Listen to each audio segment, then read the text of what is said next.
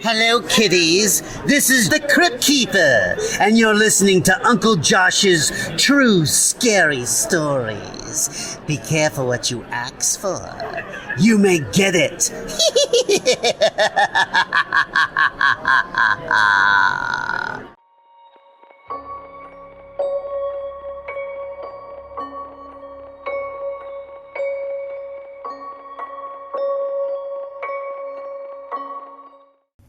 The Guys in Robes, submitted by Andy K. I never shared the story with anyone, and seeing as how the person who shared it with me is no longer alive, sadly, I figured what the hell. I found your channel last week, and I like it. It's pretty good. Oh, here goes my story. I grew up with my friend Will since we were 4. Our moms were friends, so therefore we were too. We were inseparable, although we had very different interests in a lot of ways.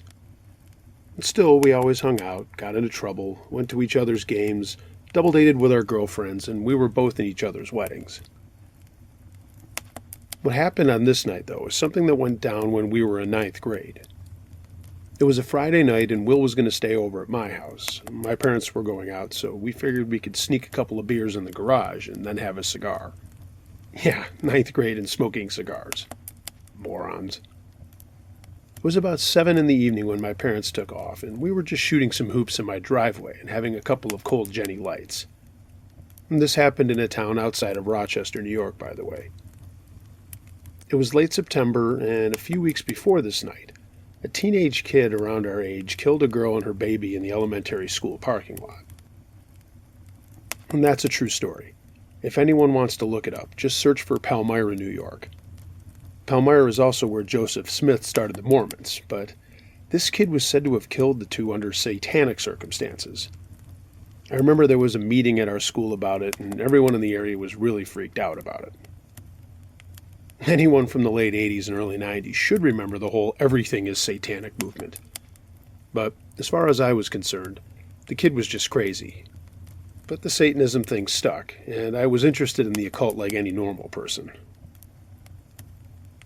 So Will and I were starting to feel that warm tingle from the beer and decided it would be a smart move to take a couple more and head down to the schoolyard where the murders happened and kind of just look around. I got a backpack and put some jennies in there, grabbed 2 flashlights and our Swisher Sweets, and off we went, staying in the shadows of the fall night. It took us a little while to walk to the school, and we wanted to sneak in and not just walk right in under the main lights. And that would be a sure way to have someone see us and call the cops. On the way there, we were being morbid dorks talking about maybe we would find something gross from the murders or some real evidence of satanic cult action. Yep, young, dumb, and totally disrespectful. We got to the school and I remember saying, I don't even know where it happened. How can we find anything? Will just said, we'll look around, and then he opened a beer. We lit our cigars and walked around the school building looking for God knows what. Actually nothing. And we sat down after a while and were just talking about these 2 girls we liked. The hunt for gore and Satan took a back seat to the ladies. I was starting to get pretty buzzed after another 2 beers, and we both started to laugh at everything we were saying. I remember laughing so hard at one point that Will said to stop because he was going to throw up as he couldn't stop laughing. Then I looked up into some trees a little ways away from where we were, as we were leaning against the school. I saw what looked like 2 guys standing in church robes. Now, this wasn't like a forest. There were houses right behind the trees. At first I thought it was someone trying to scare us away as a joke, and I just burst out laughing again. Will said to shut up, and then looked over, saw them, and he froze. "Guy's got an axe," was all he said, and was scrambling to get up. Before I could do anything, Will started running for the street, and I yelled, "Hey, wait up!" I tripped over my stupid backpack, and as I was getting up, the 2 robed figures were walking towards me. I grabbed my bag, got up, and ran after Will. He was waiting at the street. We looked back to see the 2 figures standing right outside a parking lot light. We were scared as hell, even if it was someone just playing a prank. I said we needed to leave, and we started walking down the street really fast.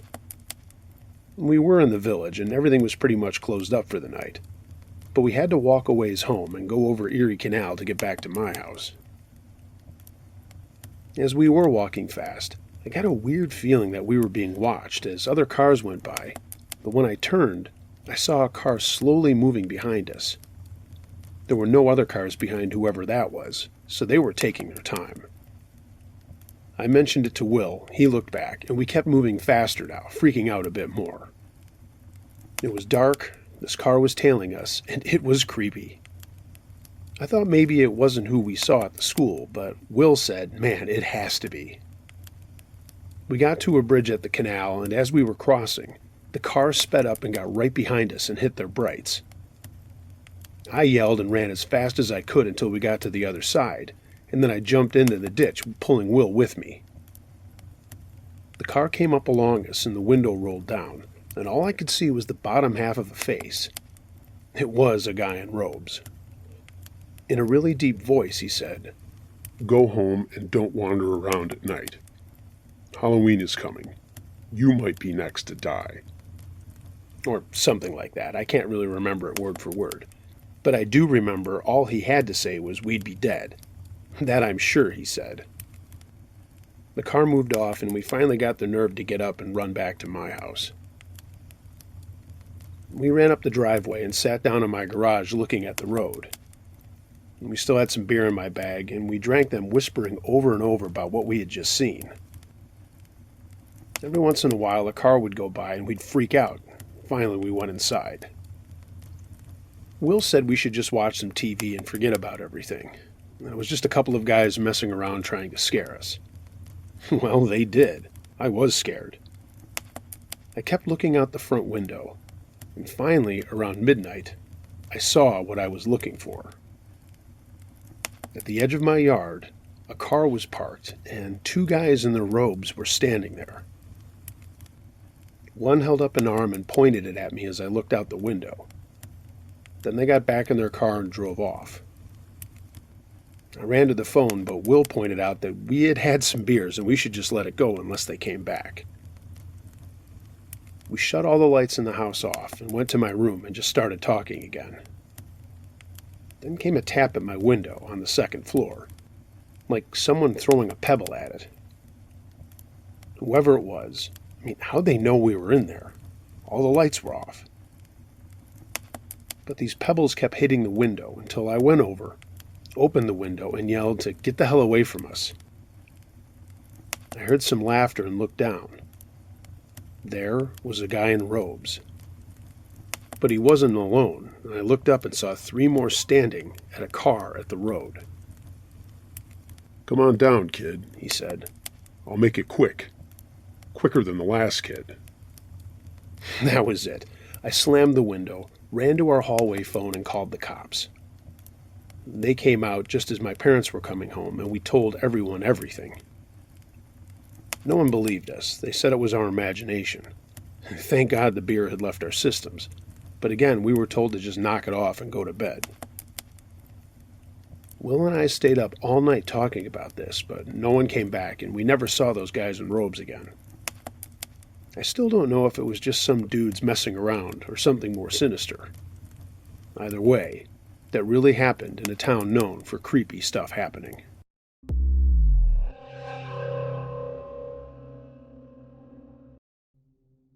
Urbex Jerks, submitted by Brian D. A couple of years back, my friends and I decided to do a little urban exploring in a town about an hour away from us. You may have heard of it. It's called Centralia, Pennsylvania. A while back, a fire started, and no one really knows how it happened, but it happened in the mine underground that basically runs under the entire town. The fire is still burning, and it's a very dangerous place to go. And I will tell you that we did see law enforcement out there. It was a completely abandoned town. All the buildings were still standing, but completely derelict. There were businesses as well as homes. The entire town basically just up and moved. Some people, I guess, stayed for as long as they could, but as far as I know, even they're gone now. Some of the roads are all busted up due to the fire and the way that the ground shifts. It's really a sight to see. You can find pictures of it if you Google it right now. Anyway, We decided to see if we could sneak around a little bit towards dusk, hoping there wouldn't be any local police to chase us out. We even parked a ways up the main drag and walked down so as to not arouse any suspicion. When we got into town, we spent a lot of time taking pictures of everything that we could while dodging anyone we thought might yell at us and tell us to leave. We got to an empty home with an open back door, and were shocked to see another group of people already in the house. They were out doing the same thing we were, just the Urban X stuff. There were 3 of us and 4 of them, all males on our side, and 3 guys and 1 girl on theirs. We all exchanged names and talked about why we were there and other places that we had checked out. They seemed really cool, and we decided to explore the house together. My friend Andy and I decided to start looking at things in the basement. Most of the things of the family who lived there were gone, but there were still odds and ends here and there. Some pretty creepy stuff that you can see in the pictures on the internet. Old stuffed animals, toys, just a general mess. When we went down the rickety stairs to the basement, we noticed that it was hotter down there. I'm going to stop here and say I do not suggest anyone go to Centralia, nor do I endorse what we were doing. It's not the safest of things to do, especially with the levels of carbon monoxide and other stuff in the air. We were just being dumb and decided to go down anyway. After a few minutes, our other friend Scott came down with us, and we were just going through some old tools and taking pictures of the mess in the basement. We heard the other people walking around upstairs and talking, and thought we should go up there because it was pretty sketchy in the basement, and there wasn't really much to see anyway. When we all turned around to head back to the staircase, we heard the door at the top of the stairs close. Then we heard footsteps moving quickly out of the kitchen area where the door to the basement was. We went up the stairs and found that the door was locked. It was hung towards us, and we couldn't get it to budge. All 3 of us took turns trying to do it, and yelling to the other people to open the fucking door. We were met with silence. We had nothing but our flashlights, and anger took over pretty quickly. We did our best to try to kick out the door, but that didn't do anything. It didn't work at all. We kept yelling for the others, but soon realized they were no longer in the house. Why the hell they closed the door on us is a mystery that remains to this day. Not only was that not cool, it was unbelievably dangerous, and had we not found a basement window that had been covered, we would have been stuck down there. We were unbelievably mad after trying to open the door, and when Scott went back downstairs and discovered the window, he yelled for us. We all got down there, stacked up some boxes to get to the window, which opened freely. It didn't take long for all 3 of us to scramble out of the window into the whatever kind of fresh air is out there, and we looked around to see where those other people had gone. There was no sign of them. We were really pissed at this point and determined to walk around and try to find them. We figured it would be a fair fight with 3 guys on 3 guys. But after about 45 minutes of wandering around, we couldn't find them and decided we should probably just get the hell out of there. Wackos that would do something like that to strangers probably were capable of doing a lot more once it got dark. We kept taking pictures on our way out of town, and it was getting darker quicker. When we were within eyeshot of our car, I saw 2 people standing near it and immediately pointed it out to my friends. It was clear whoever it was trying to get in, so we broke into a run to catch them. As we got closer, we noticed that 2 of the guys were 2 of the same that were in the house with us, and I yelled something like, "Get the fuck away from my car!" And that's when they made a run for it into the brush on the side of the road. When we got to my car, I was ready to go find the guys and lay down some ass whooping. But my friends called me out and told me we really just needed to get in the car and get the heck on the road. So that's what we did. We just got out of there until we realized we were driving the wrong way. I did a U-turn and went back the way we had come, and as we were going through the main intersection of town, I looked up the cross street and saw all 4 of them standing on the side of the road. Without asking my friends, I turned the car straight at them and hit the gas. I remember hearing the girl scream and the guys yell as I barreled down onto them, swerving at just the last minute. They all fell backwards as I started to turn around for another pass, with my friends screaming at me to cut it out. But I will be honest, they were laughing at the same time. As I made another pass, all 4 of them ran behind some buildings, and I just kept going. I figured, hey, they gave us a scare, I gave them a scare. Now it was even, and time to go home. And again, I don't suggest anyone going out there or going into any of the buildings. We were really stupid for doing what we did, and not just because of those people. You can get seriously hurt out there. There's sinkholes, and again, the fire is still burning. You can see the smoke coming up from the ground in a lot of places. If you do go, I suggest staying above ground and taking pictures of that smoke. If any of those people hear this, you're a bunch of assholes, and part of me wishes I had clipped one or two of you with my car just to get even. But I didn't, and you should feel lucky you got away with nothing. People like that give urban exploration a bad name. Hey, whoever you are, go fuck yourselves.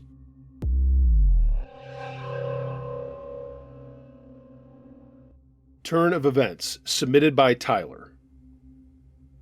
When I was growing up, we had this really cranky old man for a neighbor. The kind of guy who yelled at kids and everybody else if you so much as put a foot on his front lawn walking by. He was mean as a snake, to everybody, including my parents and anyone else in the neighborhood. If we were playing in our yard or street hockey, and he happened to be coming by in his car, he would lay on the horn super loud, even a couple of houses past where we were playing. It's not like he was letting us know he was coming for safety. He was just being a jerk, and we always saw him coming anyway. He was constantly complaining to the town and calling the police on everything and anything anyone did in the neighborhood. He would even complain about people's Christmas lights, people trick-or-treating on Halloween, and God forbid you try to cut the grass when he didn't think you should. He was just all around mean, a mean old man. One day I was home alone. My parents and sisters were out doing something that I didn't feel like doing. I don't remember exactly, it doesn't matter. It could have been any number of a dozen things I wanted nothing to do with as a young male. I saw it as a chance to play video games and chill out with the house to myself. My dog was with me in my bedroom as I was playing away, and I thought I heard a noise downstairs, so I went to check it out, seeing if my parents and sisters came home. But no one was there. I went back upstairs after grabbing a soda and kept playing, and then heard something else. I did hear somebody walking around downstairs. That's when I started to get nervous. I texted my dad, and he said that they were still out, and I told him I thought someone was in the house. He said it was probably just my imagination. That's when I heard a crash in my kitchen, and the sound of someone scrambling about. I heard someone messing with my back door and another struggle as I walked down there, and a voice yelled out, "Stop! Get on the ground!"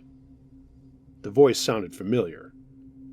I ran downstairs with my phone ready to call 911 and looked out into my back deck. My dog was right by my side, and what I saw surprised me. The old man from next door was standing on my back deck with a shotgun in his hand, and a really scraggly-looking guy lying face down on the deck. I called 911 immediately before opening the back door, and I told the police what was going on. They said they would send someone right over and to stay on the line. I told them about the guy next door holding a really creepy-looking guy at gunpoint, and they said stay inside. Of course, what did I do? I opened the door, and the old man told me to call 911. I told him that I had, and he was out there with his shotgun. He gruffly said thanks, and kept watching over the guy who once in a while would try to get up, and the old man would yell out, "Get back down!" The police arrived, and I told them to come around the side of the house over the phone, and the dispatcher relayed the information. They did, and yelled to my neighbor to put the gun down and back up, and immediately came over and handcuffed the creepy guy.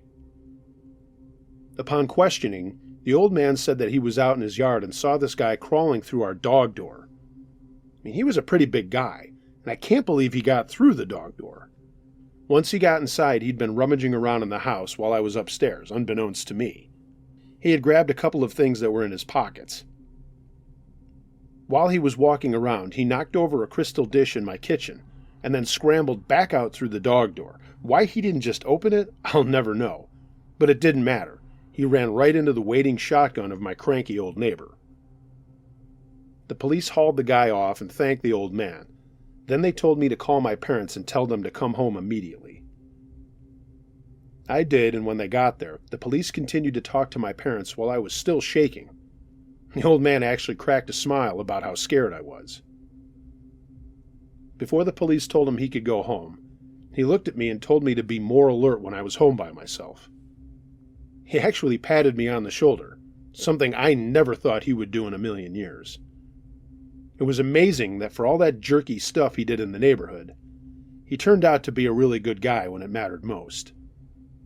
Sadly, he passed away 7 months after this happened. Over that time, we learned he was a Vietnam vet who was struggling with PTSD, and that's why he really was the way he was. Looking back, I thank my lucky stars that he was paying attention to our house, when he was, and for helping me stop this creepy guy. Not like I had anything to do with it. It goes to show that you never know what the chapters of a book hold until you actually read it. I didn't stay home alone for a long time after that, but I did forge a relationship with the old man for the last few days of his life. I'll never forget him saving me and showing me that he really was a nice guy despite his behavior in the neighborhood. Somehow that moment of goodness and kindness changed him. He never called the cops or complained about anything again before he passed. Wherever he is, I can't thank him enough for watching out for me.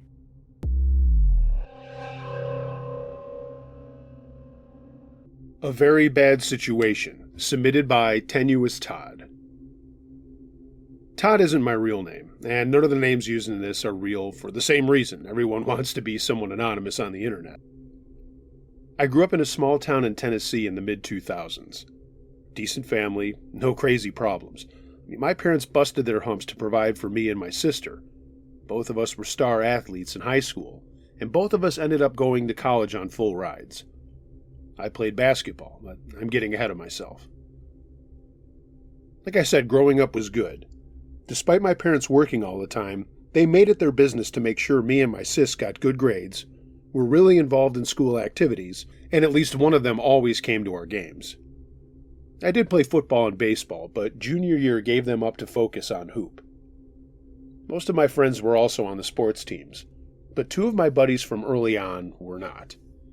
They really weren't into anything other than video games, but we always got along, and I hung out with them a lot still.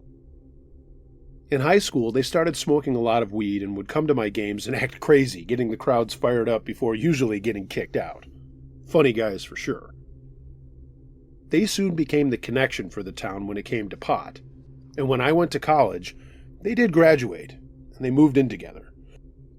They also worked at a service station, but that was more of a front for their selling. By my sophomore year, they had bought the station and invested heavily in it, and made it a good business for a couple of 20-year-olds. I saw them on breaks and in the summer. It was the same old thing, just goofing around.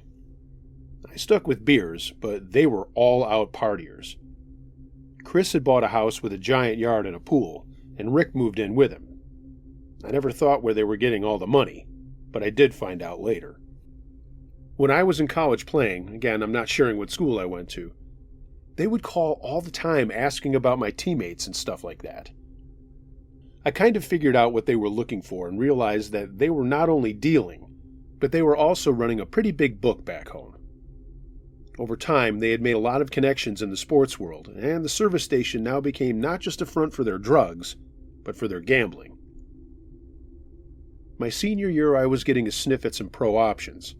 I realized even my little time hanging out with them was a bad idea for my image, as the scouts were on top of everything. Seriously, it was like the FBI or something. It was a good thing. That winter their empire came to an end. They got raided by locals and feds, and it broke up their operation. I don't know all the ins and outs of what happened, but they gave up a lot of people to save their own butts. They had always been looked at as good guys, even though everyone knew what they were doing. But they always gave back to the community and were on boards and everything. People looked the other way, saying it was just weed and some sports betting. I ended up taking a deal to play in Europe with hopes of making some waves to go pro in the States, and I learned a lot. Mostly that I was not going to be an NBA star. But I did get involved in some legitimate businesses and an offer to bring one of them back to the States. I did, and it was a reversal of fortune of sorts. However, both Chris and Rick started hitting me up for money, or asking for it in exchange for drugs, which I was not into. They were now living in a trailer on some rented land and really going downhill. I helped them out a little, and I mean little, and it was all handled through the mail with signed receipts. Personal loans for friends. My business took off, and I had opened up an office in Chattanooga, not far from where I grew up, and it started thriving. I met a woman, got married, and things were just rolling along in my life. I went home to visit my parents and sister, and my dad asked me about Chris and Rick. I really hadn't seen them or spoke to them in a few months, and they hadn't hit me up for cash in quite some time. It was Christmas time, and Chelsea and I were going to stay with my parents for the holidays. She was from Portugal.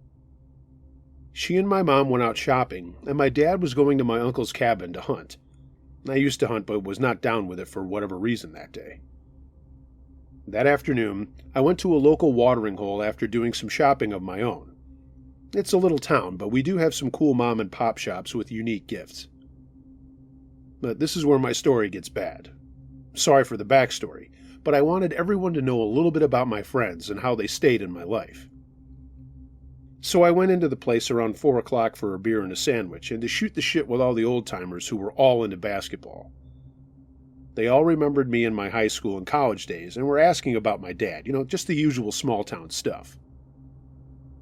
A little while later, in comes, you guessed it, Chris and Rick. They looked awful. Skinny as hell, gray skin that seemed to be hanging on their bones, and they were wearing dirty clothes and smelled like hell. Of course, they saw me and started yelling and going crazy. They ordered drinks, and I could tell the old-timers were not too thrilled. Chris and Rick were already messed up on something, and they were talking so fast I could barely keep up with them as the afternoon turned into evening.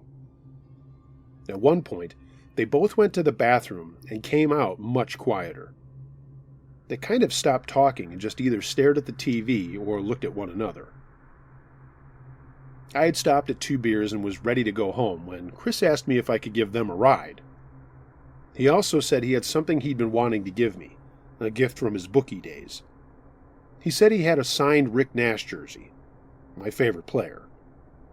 I knew they likely had no ride home, and said I don't need the jersey, but I will take you home. We all got into my Volvo, and right away I thought it was weird that they both got in the back seat. Normally guys fight over shotgun, but they just drunkenly got in and didn't say a word other than where the trailer was. Chris gave directions, slurring his words, and I really didn't want to be there all of a sudden. They both went silent again, and we pulled down a dirt road to their trailer. I parked and said, "Here you go, guys, happy holidays," thinking I could get out of going inside. But Chris insisted that he get this jersey. Like an idiot, I followed him inside while Rick went over to a shed a little ways away from the trailer. The place was a dump and smelled worse than them. The entire thing was filled with empty beer and liquor bottles, dishes, crap all over the place. It was like that hoarder's show. Just super gross. Chris said the jersey was in his room, and he made his way through the filth and disappeared. I stood there for a few minutes wanting to leave but not be a dick, and that's when I noticed I didn't hear him rummaging around anymore. Things had gotten quiet. That's when I got the feeling I should get the hell out of there right away. I turned and went out the front door, and as I stepped down from the trailer, I heard a noise from the shed, and out stumbled Rick. He had a flashlight and something else in his hand that I couldn't see. A bunch of smoke came out from the door, and he stepped over to me, and I could smell something burning or scorching him. It was just really bad. It reeked. "Sure is good to see you home," he said, and laughed this crazy laugh. I just said, "Well, yeah, but I gotta get going." And he said, "Nah, I think you need to stick around a little while." And he held up this glass pipe thing. "Go on, hit it, man." I had never seen meth before, let alone smoked it. And I just said, "Nah, no thanks, brother." That's when Chris's voice came from behind me and said, "That's not nice, turning down our hospitality." I turned, and he was holding a shotgun, and was not looking very friendly anymore. "Smoke that shit right now," he said, and held up the gun. I nearly shit my pants. In a fair fight, I knew I could take both of them in the shape they were. But when I saw that Rick had a knife as well, I knew this was bad. "You're going to smoke that, Give me the keys to your car and give me your fucking wallet, said Chris. I had zero options. My car was behind me, and my mind was spinning. They kept walking slowly towards me, Rick still holding out the pipe thing. Talk your way out of this, I kept saying to myself. Just stall. They were both within striking distance, and I said, Look, guys, you can have my wallet and I'll leave, but I can't share your stuff with you. Chris just laughed and said, You're going to smoke it now, basketball boy. Rick handed the pipe to me and stood with the knife at the ready. They were both laughing this crazy laugh, and I said, Guys, I don't know how to do this. Chris reached into his pocket, and at that moment, I have no idea why I did what I did. I spun as hard as I could and smashed this glass pipe against his forehead, part of it getting into his left eye. He screamed, and blood started coming out of his eye, and Rick just stood there. Chris let the shotgun drop, and again, out of nowhere, I thought to kick it as far away as I could. He just kept yelling. Rick was looking at him saying, Dude, you okay, dude? You okay? I took that chance, ran to my Volvo, jumped in, started it up. The last thing I saw was the two of them in the headlights as I slammed it in reverse, turned it around on the grass, and I heard a thud on the back window. They had thrown something at me. I got back to the main road as quick as I could, and I looked at my hand. It was bleeding really bad. So I grabbed a hat I had on the front seat and wrapped it around it. We didn't have a hospital in town, but there was a sheriff's outpost, so I flew up there and ran up to the door. Thankfully, a sheriff was in. I quickly told him what had happened, and he said he'd call EMS to look at my hand, and was worried about whatever was in the pipe getting into my body. He made a call to the other sheriffs, and a bunch of them went out to Chris's place while I got looked at. They found them both completely strung out on meth, and Chris had a ruptured eyeball. He kept saying my name, and that I attacked him, and he wanted me arrested. Yeah, right. At the end of this, both did get arrested for all kinds of drug stuff. I didn't bother pressing any charges, as they really didn't do anything to me other than threaten me. They were already in enough trouble as it was, the way I saw it. Anyway, that night I got bandaged up, and the sheriffs told me to go have a doctor take a look at it the next day, and I just went home, still shaken up and scared out of my mind. Chelsea and my mom freaked out when they saw the blood on my sleeve and on my hand. I told them the whole story, and then grabbed a stiff scotch to calm down. Long story short, both of those guys went to jail, and a bunch of stuff that they had squeaked out from their last brush with the law was revoked, and stiff prison time came their way. I put it all behind me and enjoyed the holidays before going back home and going to work. I kind of put it out of my mind until this past summer. I got a Facebook friend request from Chris. He sent me a message that said, Steve Nash was a great player. How are you? I deleted it. Chelsea and I have 3 kids now and live in Tampa, and my parents just moved to Naples. I haven't been back home since, and I don't ever plan on it.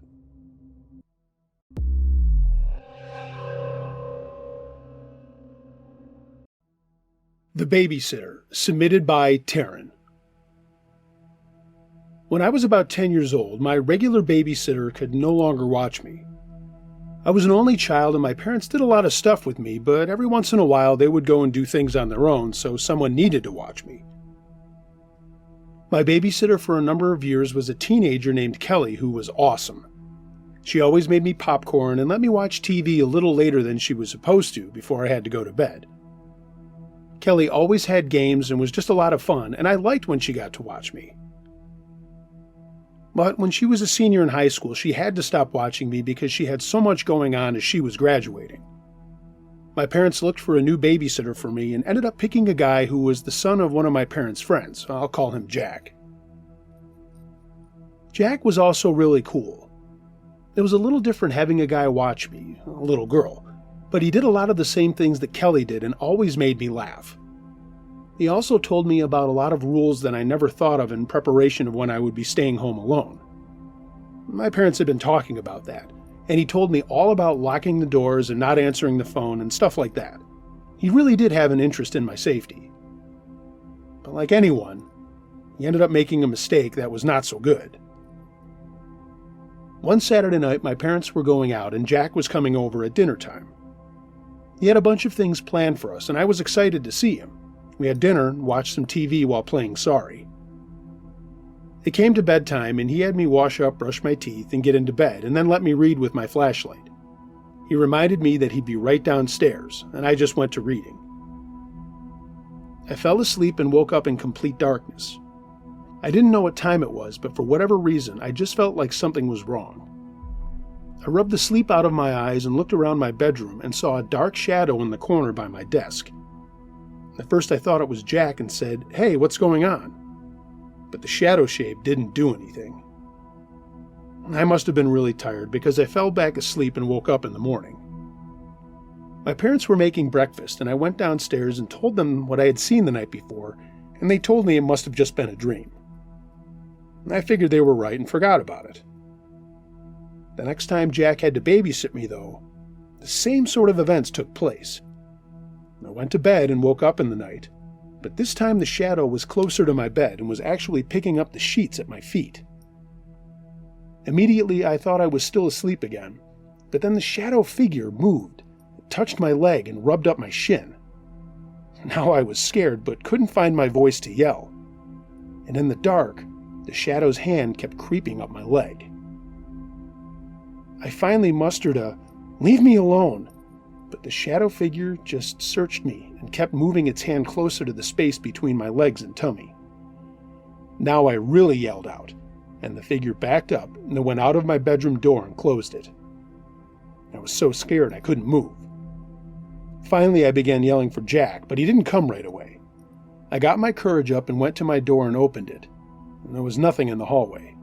So I creeped downstairs and heard the front door open and closed, and then I heard the TV go on. I yelled out for Jack again and heard someone get up in my living room, and I ran downstairs. It was Jack, and he asked if everything was okay. I told him what had happened, and he got a strange look on his face. And he said, "Well, you're okay now. Why don't you just stay with me until you calm down?" He got me a glass of water, and I sat on the couch with him under a blanket as he asked me questions and tried to keep me calm. I eventually did calm down, and he took me back upstairs to my room to show me that no one was in there. Jack did seem a little off, though, and I do remember that even being so little. I went back to sleep and woke up the next day and told my parents that the shadow thing was in my room again.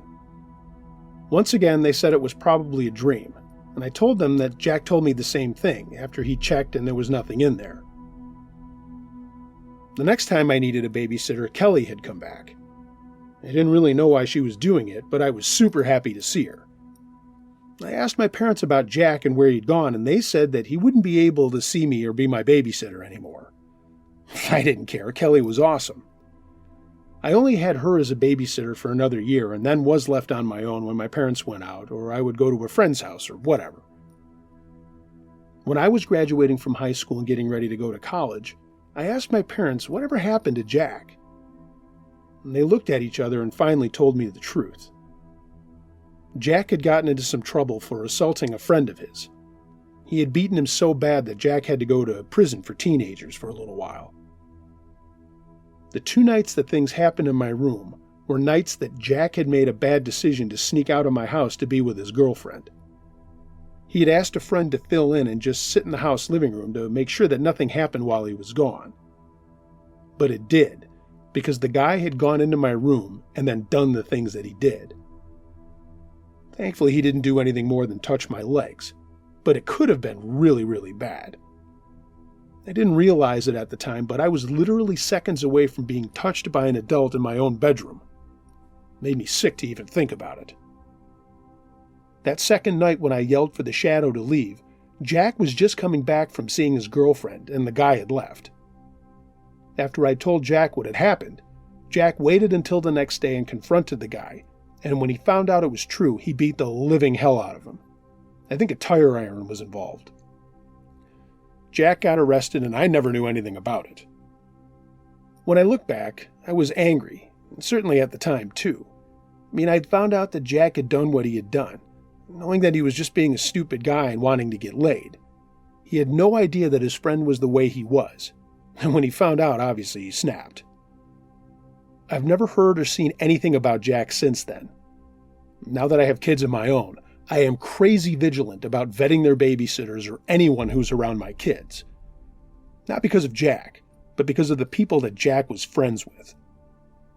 Part of me is happy that Jack did what he did. I mean, sickos like that should not be left with kids, and while that was Jack's fault that it happened, I know in his heart he would never have wanted it to happen that way.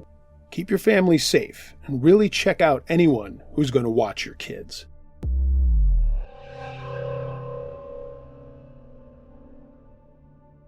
The Creepy Box, submitted by Anatole's First.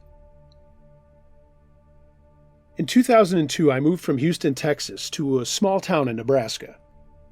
I moved there to take over my uncle's painting business, as I was tired of the work I was doing and wanted to get out of Texas. I figured this was a good opportunity for me, as my uncle was ill and he had no one to take over, at least none of the guys on his crew he trusted. Both of my cousins had unfortunately passed away in a car accident earlier in my uncle's life. They were older than me, and I only saw them at family events, but my uncle and I, for whatever reason, had a good relationship after they were gone, and that was the genesis of me taking over his business. A couple of summers in high school and a couple more in college, I actually lived with him working on his crew. So there I was, on my own, in a town that I was not super familiar with and certainly didn't know anyone. Leaving a city the size of Houston to an area like this certainly was a shock, but I did like it there. I mean, I still live there. Country living, ha ha ha. I had found a small house to rent on a pretty rural street. I didn't even meet my neighbors for the first couple of weeks. Most of them were farmers and obviously busy during the days. I was also busy trying to maintain clients for the paint company, as well as taking care of jobs that were outstanding. The only person still left on the crew was a guy named Roy, who was a really good guy. He was in his 30s, and his family often had me over for meals and over to small events or parties they were having. Good guy, still is. One fall afternoon, I came home from work and saw a box on my front porch. There was no postage or anything on it, just a label with my name. I figured maybe one of my neighbors had dropped it off and just picked it up and went inside. When I opened it later that evening, it was empty. There was nothing in there, but it had been taped shut all around. I thought it was odd, but didn't dwell on it for very long. I figured I would ask people if they had dropped something off and forgot to give me something whenever I saw them. A couple of days later, there was an envelope in my mailbox with no postage on it either. I opened it right away, and inside, in really bad, childlike handwriting, was 2 sentences. One said, "Bury the box to keep it away." The other sentence said, "I'm not kidding." To this day, I have no idea what that meant, or what was about to happen. I have zero explanations. This time, I did go for a drive to my 3 closest neighbors and asked them about the box, but I didn't bring up the envelope for the first 2. At my last visit, I did. My neighbor Chuck said he had no idea what that was supposed to mean. I laughed and said maybe my house is haunted, and he also laughed and said the only scary thing that ever happened in that house was the original owner's wife getting drunk, running out into the yard laughing, and naked while her husband chased her around with a garden hose. I went home feeling better about things with that laugh in my head, but when I pulled up in the dark to my porch, I saw another letter sticking out of my mailbox. I grabbed it and went inside and opened it. Again, no postage, and the weird writing said, "This is no joke. Bury the box." At this point, I was thinking someone was playing a joke on me, maybe even my neighbors, maybe even Roy. I called Roy and said, "Ha, funny joke," and told him, "Hey, I got your letters in the box." But there was silence on the phone. He said slowly, "I have no idea what you're talking about. That certainly isn't me playing a joke on you." That night I sat on my back porch, having a beer in what was now getting pretty chilly in the late fall night, and thought about the box and those letters. It shouldn't have been bothering me as much as it was, because it was awfully silly, but living alone and still being fairly new to the area, I was a little bothered that someone knew when I wasn't home and was having some fun or trying to scare me. The next day after work was a Friday, and I came home a little later after stopping at a bar for something to eat and a couple of beers. When I got home, it was around 8 or 8:30, and there was a bigger manila envelope propped up against my front door. No postage, same creepy feel. I opened it up on the porch, and there were a bunch of white letter-size envelopes inside, all saying the same thing in that weird handwriting. Most of them said, "Bury the box right now," and others saying, "You'll be sorry if you don't." At this point, I called the sheriff and told them what was going on, and they were pretty cool about sending someone over. I assured them that I didn't fear for my life or that kind of thing, but they said they wanted to take a look anyway. When they got out to my house, I had everything laid out on my coffee table and invited them in to take a look. There were 2 sheriffs, one older and one younger, and the younger one was completely disinterested and said, "Just throw this stuff out and don't worry about it." But the older one said, "Hang on a second." He lived in this area all his life and started to think if any strange people were around that would do this. I mean, every town, especially little towns, has the village idiot and the town crazy guy. He said he was going to follow up with them to make sure that they weren't driving all the way out into the country just to play a joke on me, but he wanted to make sure. They left saying that they would call me when they had more information or would stop back out. So later that night, I watched TV until I decided to hit the sack. And as I was getting ready for bed, I was looking out my back window onto the large yard that stopped at a group of trees. Not a forest, just a group of trees that kind of marked the end of the yard line. I swear I saw a dark shape out there in the moonlight. I went over to my closet and got my shotgun. I picked up a flashlight and in a fit of bravery went out into the yard to see if there really was someone out by the trees. When I got there, there wasn't anyone, but there was another envelope. It just had an X on it, and then that strange writing said, "Bury the box here. Bury it tonight. I can't protect you any longer." I stood there looking around and didn't hear or see anything. There was no way the shape that I saw could have gotten away in the moonlight and in that wide open area that surrounded my house. I got a very creepy feeling and went back inside and looked at the box still sitting on my coffee table. I debated back and forth for a while and finally decided, okay, screw this. Let's bury this damn box and see what happens. I mean, really at the worst of it, what could happen? Nothing. It was a bunch of silliness, but at least it might get whoever was doing this off my back. I took pictures of everything and then went out to my shed and got a spade. I walked back to the tree, and in the general vicinity of where I'd found the letter, I cut a huge square shape out of the sod. I figured I would do that and mark it so that if I came back and anything had happened to the box, I would know where it had been, and I would also be able to replace the turf easily. I dropped the box, still empty, into the hole, placed some dirt around it, and then topped it off with the chunk of sod that I had carefully cut out in the shape of a square. I stood looking at it, feeling like a complete idiot, and then just went back inside. I fell asleep and had crazy dreams of being chased by a dark shadow all through the town of which I had moved to. I mean, you know how dreams are all scattered. I started off at my house, but suddenly was downtown and in front of a church. Whatever this thing was chasing me, but it would stop every time I stopped. I woke up in a sweat, and it was around 4:30 in the morning. The box rapidly came back into my head, and I figured, okay, screw this. I can't wait any longer. I'm going to go out and check on this damn box. I grabbed my shotgun, spade, and flashlight and went back to the trees. I looked for my mark and then carefully pulled up the turf.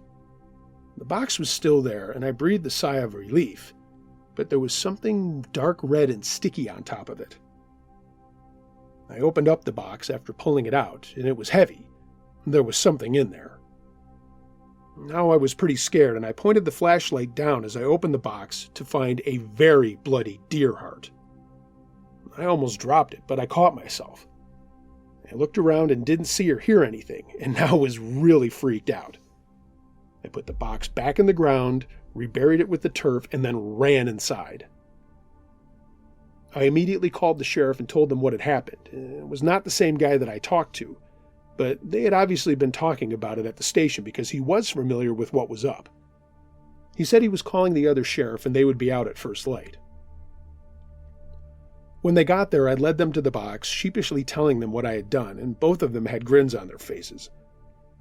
For a second, I thought maybe they were in on this great joke, but their faces became grim when they pulled up the turf and looked at the box. The blood was still on the outside of it, but the heart had been removed.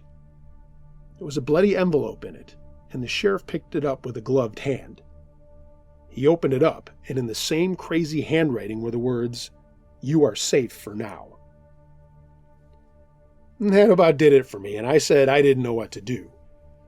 The sheriffs took everything that had been at my house, and said they were going to have some forensic people look at it, but it would take some time as they were not equipped to do that in town. I didn't care. I just wanted that stuff out of my house and out of my life.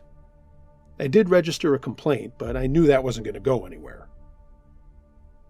I didn't hear back from the sheriffs for about 2 weeks, and when they finally did call, they said there was nothing they could find. No fingerprints or anything like that. Nothing had been dropped off at my house, meanwhile, and I didn't get any more boxes or letters. I told them I was just going to chalk it up as to someone having fun at my expense. I stayed in that house for another 2 years and nothing happened. I eventually fell in love with a woman from the town, and we decided to get married and move to another home we were going to purchase. One night she was helping me pack up, as it would be my last night in the house before it was going to be rented to someone else. It was about 9:30 at night, and we were just finishing putting everything into my pickup truck as the movers had already taken everything else that I had owned to our new place. I was standing in the cool spring air having a beer with my soon-to-be wife, and she looked down and said, "Hey, what is that?" At the lowest step of my porch was an envelope. My heart went to the floor, and I went over and picked it up. The lettering on this one just said, "See, I told you I'd keep you safe." We decided to not stay there that night and went to her parents' house before we were getting the keys for our place the next day. Called the sheriffs and let them know what happened as sort of a follow-up, but even they kind of forgotten what had happened. I mean, it had been 2 years. We moved to our new house and everything has been awesome since. I mean, nothing strange has happened here in the almost 20 years we've lived out here. All in all, I got a very strange scare out of this that I can share with my friends and family. I did ask my uncle if he had ever heard about anything like this stuff, but by this time the illness that had caused him to give me his business was taking its toll, but he did say he'd never heard anything like that before. I thought I'd share the story with you, not as freaky as other stories on your channel, but this one still sits with me because I still have no idea who was watching me or my house, and why they were doing what they were doing. They kept saying that they were protecting me, and maybe they were, but I much more would have appreciated someone just saying, "Hey, welcome to the neighborhood. We keep an eye on everyone here." To whoever who did what they did, I hope you got your jollies. I certainly didn't. The People in the Van, submitted by Jen Y. My story takes place in a smallish city, a university town in Canada. It was summer, so much quieter than during the school year. And this is a reason I felt like I could do what I did, but I did regret it quickly. I lived in an apartment building in a group of buildings, and beside it was a large grocery store, and just past that, a convenience store. Just past that, a video store. It was 2003, so we still went and rented copies of movies when they came out. The big box store closed at 11 p.m., but the convenience and movie stores closed at midnight. I was in my apartment around 11:30, and my roommate decided to go to her boyfriend's place, so I found myself alone with the TV to myself, and I looked out the window overlooking the parking lot of the big box store. It was completely empty, but the other stores just past it were open and busy, so I thought, I'll grab a movie, some snacks, and enjoy my time alone to the fullest. I grabbed some cash and took off to the stores, planning my evening filled with snacks and whatever I wanted to watch. I went to the video store first and took my time, and left with maybe 5 minutes left to get snacks at the store on the way home. I ran over, went in, grabbed a bunch of stuff, went to the register, paid and left. They were locking the door as I left. When I got outside, it was so dark without the lights of the stores. My house felt like a mile away, although it was close. I mean, I could see it. I felt anxious walking through the deserted parking lot, so I took the long way on the sidewalk and felt a little safer. I was just about to go past the fence that separated the parking lot and our apartment buildings when a minivan drove by me. The people in the van were obviously pointing and yelling and making it obvious to me they were pointing me out to the driver. The driver reacted, but luckily not immediately.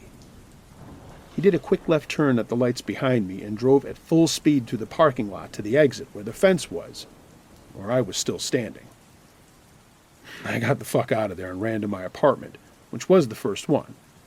I opened the door and ran up 3 flights of stairs to my apartment. I didn't turn on any lights and ran to the living room window overlooking the parking lot.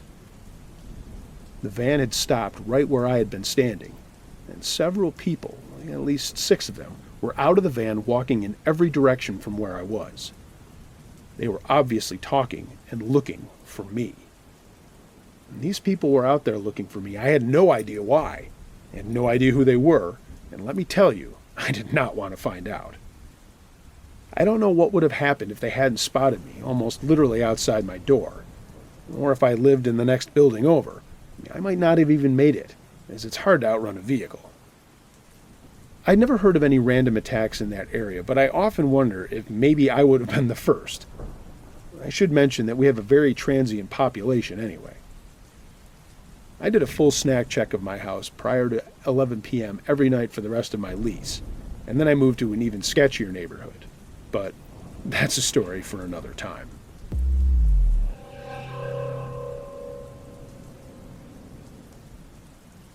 My Stories, submitted by Alex B. This story takes place in a New Mexican town called Alamogordo. It's a smaller town in the south, very old, and one part of it is known for being very haunted. My dad was a police officer there for a long time, and would often get called to the downtown area for strange occurrences that couldn't be rationally explained. For example, there was one business there that, after being locked up, would have every door open from the inside with nothing being taken, or nothing vandalized, and the alarm not sounding even though the owner swears he armed it. My experiences were in this part of town. As a teenager, I would help my mom at her work in a former sheriff's office that now serves as a probation office. I would help her file paperwork or keep her company after hours. There was something about this office that was a magnet for all kinds of paranormal activity. And as another note, it would be important later, is that the upper office, and I say upper because the upper and lower offices are separated by 2 small steps, just seemed to house more benign spirits or whatever they were. And the lower offices would have a more malevolent presence. In my early adulthood, I was a probation officer in the same office, so I would put my time here around 5 years or so.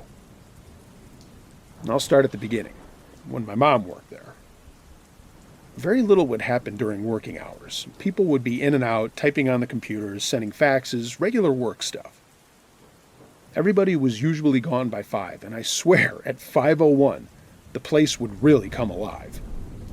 Footsteps, copy machines turning on by themselves, even a growling noise that I heard a few times. My mom would always try to avoid working late alone. And the 2 stories that she told me that stand out the most was one time where she was working late, typing on the computer, when she felt a presence. She looked up, and standing at the front of her desk was a man, plain as you and me, wearing Old West-style clothes, just looking at her. She said that she felt no fear of him, and just went back to typing, then realized what had happened, and when she looked up, he was gone. She left shortly afterwards, but not feeling afraid. The other story was the time that she was just getting into her car right as the sun was going down. She caught a glimpse of a shadow nearby, and when she looked, it was rising above a trash can, looking like a large man and floating towards her car. This one did scare her, and as she was leaving, the shadow was following close behind until she left the parking area. There is more from her time there, but nothing too scary. The next part of my story is a few interesting things that came from us meddling with the office after hours. Nothing truly terrifying, but definitely some weird things happening. One Halloween, my mom, my brother, and a couple of his friends and I went there, bringing with us some very amateur versions of the tools from ghost hunters. Because my mom was part of the underage drinking prevention program, she had a thermal camera. Why this was needed for her work and how she justified getting it through the county, I'll never know. But we had one, and it was pretty cool. We also brought a psychic circle, which is a budget-friendly and, dare I say, less evil version of the Ouija board. But it worked. So the first thing that we did was break out the psychic circle and ask the usual questions. And that was weird, because as it answered questions, The glass that you hold would spin on the board, causing people to have to take their hands off of it as it moved. So no one could really be messing with it, as we never had much time with our hands on the thing. The other weird thing about that was the fact that you could tell when you had a different personality on the other end. It would go from moving slowly, almost politely, using polite and encouraging words, to very fast and chaotic, aggressive in a way, and using threatening words. It would often slide very quickly and aggressively off the board and towards my mom. It would go from nice to threatening systematically. It was pretty weird. The feeling in the room would change too. Literally hot and cold, scary and calm. What it said I can't remember. What I do remember is the general feeling surrounding the different personalities we would get. After we were done with this, we wandered around the office, one time seeing a door open and close on its own. It did this for a minute or so. And the really scary thing that happened that night was in a small room occupied only by a chair. The room felt strange, but nothing was really happening there. It just felt off. So we looked around seeing nothing of interest until we brought out the thermal camera. Once we looked through it, the chair was hot.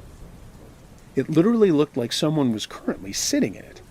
The whole room was blue except for that chair. And it was orange and red. Nobody could have been in that chair for at least 6 hours.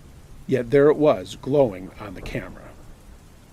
Okay, so now that I've shared a few things about that, I'll get to the part that still scares me when I think about it, 14 years later. I began working there shortly after school. I began working there shortly after high school. I took over my mom's position when she left to become a teacher. Since I was independent of everyone else and afraid of screwing it up, I'd often stay late after everybody went home. A lot would happen the moment that everyone left. Footsteps were the most common, but they wouldn't even scare me. They were such a common occurrence. Loud, obvious footsteps just outside my office, going up and down the hall, almost constant. I didn't like going into the lower offices when no one was there. For one, almost 100% of the time. The second I stepped foot down there, a computer or copier or light or something would turn on. Every damn time. Also, the feeling was not good. It wasn't cool or scary. It was miserable. The feeling in that lower office was sadness, hate, and, to simply put, evil. It's hard to describe, but it would make you feel sick. I mean, just bad in a general way. Something strange that happened on a time I was there a few minutes late. My girlfriend came to visit, and as we were talking, I felt a gentle shake on the headrest of my chair. I swear it felt like a polite way of telling me, hey, it's after 5. Our time now. Off you go. So we just left. All right, I'm dragging this story out. I'll get to the good part. This part goes back to when I was a teenager. My friend and I were at the office because my mom was working late. Very late, around 9 in the evening. While my mom was typing in the office, he and I were kicking a stress ball around in the hall. We were bored and just entertaining ourselves. My mom asked us to stop because the more noise we made, the more she would get a bad feeling in the office. It was like we were pissing something off. Well, soon we felt it too, and it did get worse. Soon we were scared. My mom decided it was time to leave, and as we were about to walk out, I heard growling coming from the lower office. Literal growling. It sounded exactly like my dog Buster. He was an asshole and growled a lot, but he wasn't there. And suddenly the growling stopped, but there was a light on in the very back of the lower offices that wasn't on before. I was a very confident big kid at 17, not afraid of much, so my mom asked me to go and turn the light off. No one else had heard the growling, and I didn't mention it. So there I went, down to the lower office, completely dark besides the one light in the back office. A strange feeling came over me. Fear was there, sure, but this was a feeling like I couldn't move, as if my brain was telling my body, nope, you can't walk, so don't try. But I could walk, so I plodded forward, slowly and deliberately. As I got closer to the office, the feeling grew, and it mingled with dread.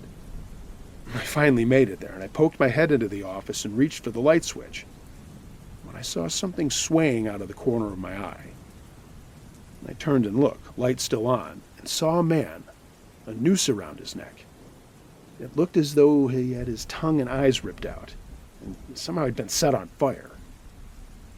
His skin was dark and burned, eye sockets empty and black, and as I looked directly at him, he turned his head down towards me, as if he was looking at me with the sockets where his eyes used to be. I caught his gaze for a fraction of a second before I turned and ran. I didn't say anything, and my mom and friends saw the look on my face and took my running as a sign to get the hell out of there. I'll never forget that thing. Days later, I told my mom what I saw, but she didn't believe me. Even though she'd seen things, she couldn't believe what I saw. That is until years later after she stopped working there. She and an old co-worker were talking about how strange that place was when her co-worker told her a story very similar to what I saw. After that, she did some research into the area. The old courthouse across the street was one of the first buildings in that town. Where we used to work used to be a saloon.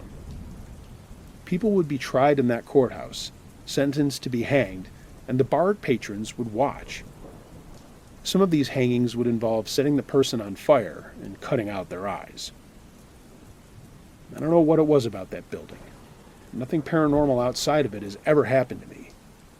But I know that some places hold on to things, and I know the feeling of pure evil thanks to this place.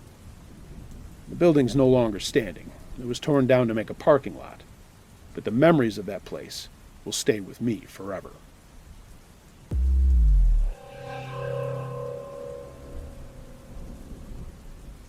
Just Know It's Only Me, submitted by Jacqueline C. Growing up, I was always fond of scary stories and the supernatural, mostly thanks to my grandma. When she visited, I looked forward to trips to the public library, where we would find a quiet corner to sit in, and she would read me all the scary storybooks every time in Spanish. Scary stories became something we bonded over. Every time she visited, I would ask her, "Grandma, could you tell me a scary story?" And we would end up staying up late into the night, sharing scary stories. I was my grandma's favorite. She'd always have a story or a song for me. As an adult, I've grown to appreciate all that time we spent together in storytelling mode. She would tell me all kinds of scary stories, as told by her friends or heard around her town, urban legends, and some had happened to her and her children firsthand. I could write a book about all her scary stories. When I was a teenager, she began to bring clippings of a local newspaper from her town that printed a section on scary stories. There was something about hearing her read them aloud in the middle of the night, after she'd caught me up on her own town gossip. One night, she read a story about a child who would feel spirits tugging at his ankles and feet, and sometimes feeling someone or something cover him up with a blanket in the middle of the night. "When I die," she'd start, "I might pull your feet or cover you up, but just know it's only me," she would say. "Grandma," I would say, half concerned, half scared, "you're not going to die. Don't say that." As the years passed, not only did she end our scary story sessions like that, she would say it a lot more often in conversation with our family. It became somewhat of a joke, and we would all half chuckle about it. My grandma died unexpectedly. She'd fallen sick with severe stomach pains, but never did we think that this would take her out. She was a very strong-headed, strong-willed woman, and to this day, it surprises us the way that she went. I just turned 18 and was going to have a 50s rock and roll theme party that weekend. I remember asking her if she was going to make it over the phone. "I don't think so, my girl," she said. The phone calls to Mexico were becoming more frequent since she had fallen ill, but we were all oblivious to the possibility of her death. "I love you so much, Grandma." I got to say that to her on our last phone call. She died a day before my birthday party. The Friday before the party, I'd gone to an outing with a club from school. It was an after-school field trip to a Moroccan restaurant with belly dancers in an effort to have a different cultural eating experience. I remember having so much fun, and all of a sudden, my world literally felt like it slowed down. Almost as if I'd been drinking, but I swear no one was having any booze that night. Not even the teacher chaperones that were in charge. Something's off, I remember feeling. I've always been somewhat of an intuitive with these things. So was my mom.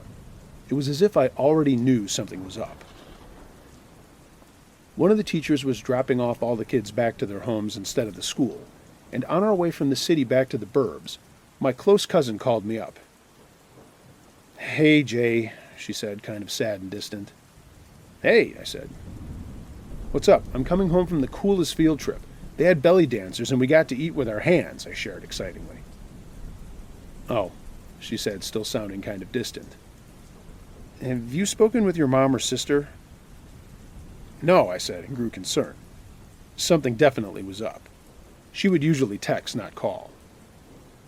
"Oh, okay," she said. "Call me when you get home, okay? Have fun." I could tell she was really trying hard to be cheerful.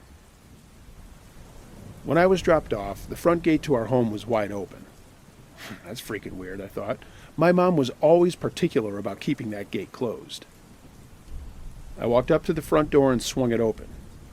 It was my sister at the door. "I'm so sorry, Jay. I'm so sorry," she started, and then burst into tears. "It's Grandma. She died." I couldn't believe it. I instinctively looked around the room for my father, as it was his mother, and ran into his arms, and we both cried so hard. I'd never seen my dad cry, like, ever. Everything was feeling surreal at that point. After we cried, and I was caught up on the plane to fly out for her wake, I retreated to my room to cry some more. The drunk feeling was way strong by then. I felt weak and knelt by the side of my bed to sob some more. In the middle of my softer sobbing, I could have sworn I heard an owl hoot. It hooted twice before I stopped to listen. Then I heard a clear last third hoot. That's freaking weird, I thought. Never in my life had I ever seen an owl in the burbs or heard an owl so close to my window like that. The vibes got a bit ominous in the room. Then I remembered all the things my grandmother would say she'd do when she died. I grew anxious and scared. Should I be expecting her to show up? Is she going to look scary? Is she going to pull my feet tonight? I decided to sleep with my parents that night and held off on telling them about the hoots I'd heard. I couldn't believe it myself. There I was, an 18-year-old crawling into the middle of her parents' bed the night her grandma died in case she decided to show up. Nobody really slept that night. We were going to catch an early flight out to Mexico in just a few hours, so we all just kind of laid awake for a while, sparsely talking about Grandma. Then, right around 3 a.m.-ish, and I know it was that time, that's when I was expecting her the most, there was soft murmuring that began to arise right outside my parents' room. It started slow, and then it began to swell up. I woke up my parents fast. My mom had already heard it. I think she was expecting something, too. "Do you hear that?" I whispered to them both and tried to lay still. They didn't respond. "Do you hear it?" I whispered louder. The murmuring sounded like a group of people praying. My grandmother was Catholic, and I had heard her pray so many times growing up. But it was odd that it was a group of voices. It sounded as if they were moving across the living room right outside my parents' door. "Yes," my mom finally said. My dad got up, slowly. He's the skeptic in our family. And he went out to investigate the sound. The sounds faded as he walked out of the room. And when he returned, he said he didn't see anything, or anyone. We flew out to Mexico, and honestly, the trip was a blur. I remember thinking how we'd only been about a 3-hour flight from each other this whole time. And I was still in somewhat of a shock, I think. My grandparents lived in a town way out from the main city, so we had a drive ahead of us after arriving at the airport. I do remember pulling up to their house, suitcase in hand, and trekking up the dirt road that led to their front gate. I'd only ever visited them twice in my life at that point, and was sad that this time it was to say goodbye. There was a crowd of people dressed in black spilling out of the front door and front gate. Some were townspeople, some were family I'd never even met before. As we made our way closer, I began to hear people praying, the rosary, and it sounded just like the low murmurs we had heard just a few hours ago in our living room. We got to the front gate, and someone announced my dad's arrival. "Make way for the family," someone said. I followed behind. In Mexico, people usually hold wakes inside the dead person's home, and I was not expecting to see my grandmother lying lifeless like that at all. I didn't want to see her dead, but my mom reassured me she'd be with me, and she was right behind me the whole time. We got in line, and soon enough it was my turn to peer at the carcass left of my dear grandma. I looked over the coffin, and I could smell the formaldehyde from where I stood. Her face didn't look the same. She had way too much makeup on, and it was definitely not her shade or the way she would have liked it to be. Anyway, a couple of weird things happened in the days preceding our arrival. We slept in her room while her casket and body was still in the living room, and people stayed to pray over her body overnight. We heard shuffling as if someone was sweeping the driveway in the early morning. Grandma was an early riser and always did morning chores around the house. And my brother swore it. Someone touched his hair while he was half awake one morning. She was very fond of his curly hair. The body was taken for a service and a burial after the second or third day.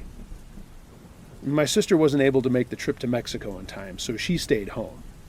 But she told us she had a dream where my grandma was so upset about her makeup and her face being left like that. Mind you, my sister had no idea what Grandma looked like in the casket, but somehow dreamt about it. Throughout the years, I was so afraid she would show up at my bedside. So much so, it would cause me anxiety, and I lost a lot of sleep. I used to feel her a lot more before, but now it's only when I call upon her or when something I do reminds me of her. But I know that she always has been close by. Everybody, hug your grandmas. They are so precious, and the storytellers, story keepers of your family.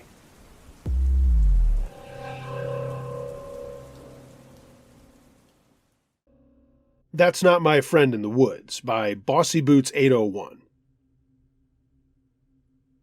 I grew up out in the wooded country in Illinois, on a short dead-end street 10 or so miles from a town. There were 7 houses in the area spread out on 2.5-acre wooded lots or larger. There were no large wild animals like bears, and people didn't meander around out there or show up lost. Actually, lost folks or large animals wandering around never happened in the 20 years I lived there. Please keep that in mind. When I was a young girl in my early teens, I had a good guy friend a few years older than me who lived next door, Terry. Terry was allowed to go out with his friends much later than I was, and he would sometimes tromp over to my yard after getting home late and throw rocks from the gravel area outside at my window to chat. My bed was right next to the window. I'd open it, and we'd whisper stories and generally talk for a bit. My second-story window faced our backyard, and his house was to the side. I could see his house from my window over the shrub trees and walking path to his driveway, and I'd often know if he was out. The light would be on over the side door entrance, or if he was home, the light was off. One time during the summer when my window was open, I heard a car in his driveway dropping him off. I was probably 14 years old, and it was around midnight. I heard Terry get out of the car and was talking to his friends, and soon they pulled away. I softly called out, as loud as I could without waking my parents, asking Terry to stop by and chat. He didn't respond, and I guess he probably didn't hear me. Then I came up with the not-so-brilliant idea to sneak outside and scare him. I'd spent many years in the woods and learning how to blend in and be silent, and as kids we'd often sneak around and scare each other. So I silently sneaked down from the second floor and out my back garage door. That led to our backyard below my window, which led to Terry's house off to the side. I had to go through the gravel area and then through a well-worn path through the woods, about 25 feet long. My parents had put in a gravel pit around the back of the house, probably because nothing much grew due to the shade of the oak trees. There were 14-inch oak rounds set out as an uneven stepping path in the gravel, and if you stepped off the rounds, the crunch of gravel or rocks would give you away. I picked my way expertly and silently across the log rounds facing Terry's house. My eyes got accustomed to the dark, and I didn't see him. And also, at that time, I heard the door of his house close and the light going off, signaling he went in, likely to bed. I waited a bit as I thought I saw something move in the woods between our houses, but not on the path we'd always use. If you didn't use the path, there were wild rose and raspberry plants that had thorns and were painful to walk through if you weren't careful. So I thought it was odd that he'd be in the woods, but maybe he wanted to scare me like I was plotting to do him. Then I saw something human-sized and dark moving through the woods slowly, and pausing every once in a while like me. It was coming closer, and I definitely saw it, but it was strange in that it wasn't walking directly towards my window to talk. Therefore, I hunched down and waited in silence, wondering if I could still startle him. I still thought it was Terry and that he saw me sneak out and he was trying to scare me. I watched a dark outline of a human figure moving, but then I would lose sight of it in the foliage. It seemed to be stalking slowly and listening, checking every few feet while hiding. So I whispered for Terry after losing patience one last time, but he didn't answer. I got bored of hiding and crouching, so quietly I tippy-toed back to my garage door and went back inside, silently locking up as I went. I snuck back upstairs to my room above the area where I'd just been standing and crouching. My window was open, and I definitely heard someone or something walking around the yard. I whispered again for Terry out my window, but got no answer. Then I heard something or someone fall and grunt or moan pretty loudly in the window well right below my window. It wasn't enough to wake my parents, but definitely loud enough I didn't mistake it, and it sent a shock of fear through me. If you're not familiar with a window well, it's a semicircle hole connected to the house dug out about 3 or 4 feet deep and reinforced with metal. It allows a basement window to be put in below ground level, and the hole lets some natural light in. There is no way Terry would have fallen in our window well. We'd been playing hide-and-seek in many outdoor games for years since we were young around the whole neighborhood. We knew everyone's window wells and house footprints, plus the paths in the woods, just like the back of our hands. The grunt sounded human and not like an animal. Whatever it was, it also pulled itself out quietly without a lot of thrashing. That's when I realized this wasn't a fun game, and someone or something was out there, and it wasn't Terry. I tried to look outside my window as best I could, but there was a screen on my windows to keep the bugs out. I couldn't lean my head out of the window to see next to the wall of our house directly below me. I then heard the crunch of rocks. Whatever was walking around was stepping in the noisy gravel. Again, Terry would have known where the log rounds were, and would not have stepped in the gravel. He knew my parents were pretty strict, and he was as good at being quiet as I was. Whatever it was stopped, and I held my breath. I pretty much sat there with my face pressed against the screen 2 stories up for probably half an hour. It seemed like an hour, but I'm sure I didn't have patience back then to wait that long. I never heard it, him, or her leave, but I grew tired and eventually fell asleep on my bed that was next to the window. There are a few things I'm certain of. 1, it wasn't Terry. I asked him later, and he said he went to bed that night when he got home. He would have no reason to lie. 2, I'm pretty sure it wasn't one of our neighbors, and I can't think of any reason why a person would be out there. We had few neighbors, and only 2 other houses out of 7 had kids. Again, these 7 houses were spread out in 2.5+ acres per home. 3, there weren't any big animals in the area. As wooded as the whole area was, we only had some deer, but they were hunted and didn't come close to homes. Plus our dogs scared them away. Whatever was out there, stranger in the woods, let's not ever meet.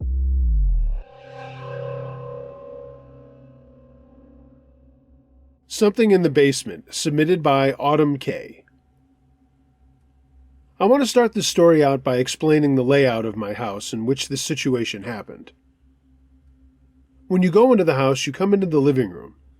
Then from there to the right are 2 staircases, one going upstairs to the bedrooms and one going downstairs to the basement. If you go forward a bit, there's the kitchen. In the basement, there's part of it that goes outside to a covered patio. My parents stayed in the basement because it was easier to get in and out, as my dad was disabled at the time. I was sitting in a chair in the living room facing the staircases. I was either watching something on YouTube or watching something for school. Either way, I had one headphone in while listening to something. I was home alone this day, and at the time, we didn't have any pets. I was really into whatever it was that I was doing, but all of a sudden I heard what sounded like something crashing in the basement, like someone knocked over or bumped into a stack of boxes. I didn't think anything of it at the time, just thinking that my parents were probably home. I walked over to the basement and opened the door to call out for my parents, but no lights were on and nobody responded. I thought it was odd, but maybe I was just hearing something. I thought it could have been a noise from what I was watching, so I went back to my computer and went back a bit on the video. There was nothing there that sounded like what I had heard. But to make myself feel better, I just told myself that I was hearing something. I went back to my video, and about 10 minutes or so later, I heard a similar noise. This time I was feeling quite nervous, but still, I told myself that it was nothing. Probably just an animal or my imagination. I texted my mom and asked her if they were home, and she said no. I tried to get the courage to go down there. However, I was very scared of the basement to begin with, so when I heard a strange noise down there was no chance of convincing myself to investigate. I did go outside to check if my parents' car was there, but it wasn't. My mom was telling the truth. I tried my best to ignore the noise again, and nothing happened for about 20 minutes. Then, all of a sudden, I heard what sounded like a grown man running up the stairs. At this point, I started to cry because I didn't know what was in there. I ran outside the front door and called my mom, and I explained everything that had happened, and she said that they were almost home. I stayed outside until my parents got home. My grandpa almost got home at the same time, and I told them all what happened again, and we all went downstairs to the basement together. But nothing was there. There wasn't even a mess on the ground that I had expected to see after all of the crashing that I heard. My family told me that it was probably a wild animal or something, but I'm not convinced. The noise of whatever it was running up the staircase was definitely not an animal. I haven't really had any experience like that since. My grandpa still lives in that house, and he hasn't experienced anything either.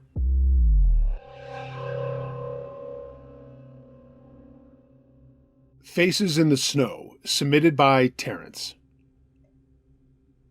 When I was in my early 20s, I took a job working on an oil rig in Manitoba, Canada. The pay was really good, but the job was certainly not easy. Even in good weather during the spring and summer months, it took a lot out of me, especially being the rookie, made to do all the shit no one else wanted to do. It's to be expected in that line of work, and I'm not complaining. I did learn a lot. I almost didn't get a job for the winter, as those jobs fill up pretty fast as far as the ranks for the older season's vets go, and there wasn't as much to do as there were in the spring and summer months. But a couple of guys decided to take jobs elsewhere, and one became available to me. I jumped at the chance, knowing how difficult it was going to be, with the weather and the temperatures, and the shifts were pretty solid, though. We were working 2 weeks on, 2 weeks off, and living in this little hut not too far from one of the rigs we were assigned. The hut was a bare-bones structure, and it didn't really play into the story. Well, sort of it does. I'll describe it anyway. There was a wood-burning stove, a table and chairs, 3 bunks, a sink with no running water, a TV, and a PlayStation. Bare bones for sure. But it was always warm, with one person always being there to keep the fire going, while the other 2 worked 10-hour shifts. In the winter, it can drop to minus 40 Celsius, and when you add in the 65 kilometers per hour winds, the wind chill can be close to minus 70. Basically, the longer you're outside, the longer you expose yourself to frostbite, hypothermia, and quite frankly, death. My 2 partners, I will call them Mark and Joe, and I would work out of a truck. The truck was kept in a small enclosure next to our hut, and some of the heat was pumped out there to keep the engine warm. With a frozen engine, nothing would happen on the job, so that was always a focus to make sure the diesel would turn over. 2 of us in 10-hour shifts would go out in the truck to the rig. While one person did a set of tasks on the rig, the other stayed inside the cab of the truck, staying warm. After about 10 or 15 minutes, you had to switch up and the other person got warm. It was that brutal. If you fuck around in weather like that, you can end up dead pretty quick. The good news was that usually every other day was an off day, so we weren't constantly out in the elements. That wasn't always the case, but it did happen. One of us would always have to double up on a shift, so those days could actually be 20 to 22 hours long. Yeah, so much for the 10-hour shifts in the brochure. Okay, so here's what happened that really messed with our heads. One morning, Joe and I were out doing our thing at the rig. It's tiring and boring work, and again, added to the feeling of isolation with crazy weather, really doesn't help your state of mind. I will say this, when this happened, we were both completely coherent, very warm, and not in any bad state of health. It was about 6 a.m. and we were just starting the day. We had to work during the day, as going out at night was a really bad idea with the temperatures. Unless there was an emergency at the rig, we worked around 6 to 6. It was January, and the sun usually got up around 8 and set closer to 5. Some of the time we got paid for was traveling back and forth to the hut and other paperwork we had to file once we had completed our shifts. I do remember that we were working a 12-hour shift that day. It must have been some decision that had been made above us. But we knew that we had to do it, and then have time to just rest and eat and play some video games in that downtime. When we got there, I got out of the truck in the dark and went over to the rig. And this was not a very fun day, as the winds were really whipping the snow around, and I could barely see 4 or 5 feet in front of me. Only when I got up to the rig did the headlamp seem to do anything, so I could get my job going. I remember I was having an issue with something and getting very frustrated, and knew that in my short amount of time I was not going to complete my task, and would have to ask Joe to take over for that. That was something that was very irritating to everybody on the job. You were expected to do what you were supposed to do and not have to pass off things to your partner. Well, we got along okay, I'm not saying we didn't, but it just made the job that much more tough.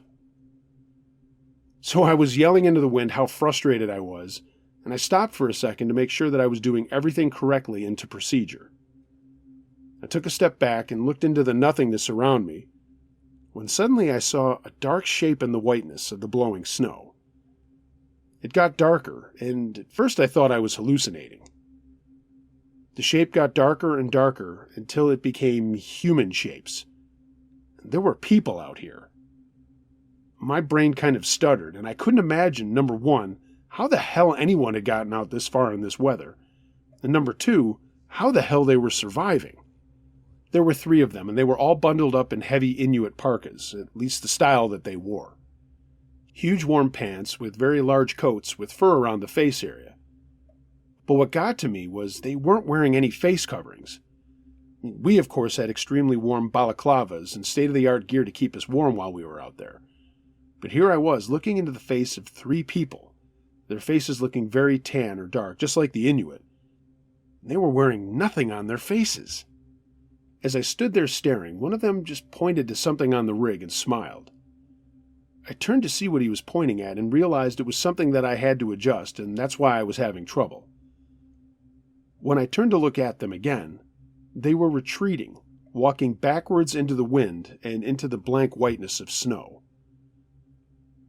I stood there dumbfounded until my brain kicked in and said, "Take care of this rig and get back to the truck." I completed my task and then stumbled back towards the truck using my compass. We were only parked about 20 or 30 yards from the rig, but in the snow and the blowing wind, you couldn't see shit even though the lights of the truck were on. As I saw the lights in the snow, I breathed a sigh of relief and climbed into the truck. I sat there for a minute while Joe was getting his stuff to get out and go do what he had to do, when he turned to me and asked if I was okay. I said, "Yeah, I'm fine. I was just struggling to get my shit done. That's what took me an extra couple of minutes." He said I didn't look good, and I said I was just tired. He nodded, took a big swig of his coffee, pulled up his balaclava and got his gloves and cinched the hood. He was headed out for his work. My mind was swirling, thinking about what I had seen. Maybe I really hadn't seen anything. Maybe it was just something my brain had made up. Maybe in my frustration, my imagination took over and brought me back to the reality of what I had to do for my job. But it seemed so real. I spent the next few minutes jotting down the progress of our work and then sat back for some coffee, myself, waiting for my next round out at the rig. I looked at the clock in the truck and realized Joe was gone a little bit longer than he should have been. But I wasn't panicking. I figured maybe he was having the same kind of difficulty I was. Thankfully, in the next couple of minutes, I saw him loom out of the whiteness in the truck lights.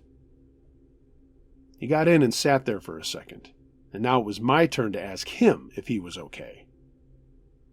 He pulled his balaclava down and took a sip of coffee and looked at me, but didn't say anything. After a second, he said, "Everything's fine." He was also struggling with his task, but he got it done. We sat in silence for another minute or two as I was getting ready to go back out, when I said, "Can I ask you a question?" And he said, "Sure," as he just stared out the windshield into the nothingness around us. "Look, man, I know you're going to think I'm crazy, but I swear to God, I think I saw people out there."